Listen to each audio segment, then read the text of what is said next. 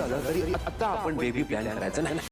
ठरलं तर मग मालिकेच्या पुढील भागामध्ये आपण पाहणार आहोत की सायली प्रेग्नेंट असणार आहे. तर ती तिच्या रूममध्ये असते आणि म्हणत असते की का मळमळते मला.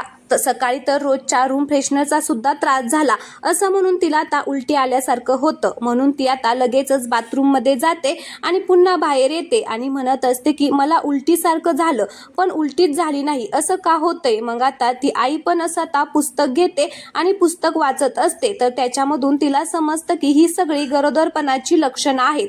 ती आता प्रेग्नेंट आहे असं आता तिला कळतं. तर आता अर्जुन तिकडून खूपच चिडचिड करून आलेला असतो आणि म्हणत असतो की त्या सचिनचा माज उतरवायलाच हवा आपल्याला आणि बाबा मूल होण्याबद्दल जे काही बोलले ते सुद्धा पटलंय मला. तर सायली म्हणत असते की काय म्हणाले बाबा मूल होण्याबद्दल. त्यावेळेस अर्जुन म्हणत असतो की कपलला गॅरंटी नसते की मूल होऊ द्यायचं का नाही आणि मग मूल झाल्यानंतर त्याचे परिणाम बाळाला भोगावे लागतात. काही जरी झालं तरी आता आपण बेबी प्लॅन करायचा नाही. मग आता सायली म्हणत असते की मी जर आता गरोदर असेल तर आता काय करायचं.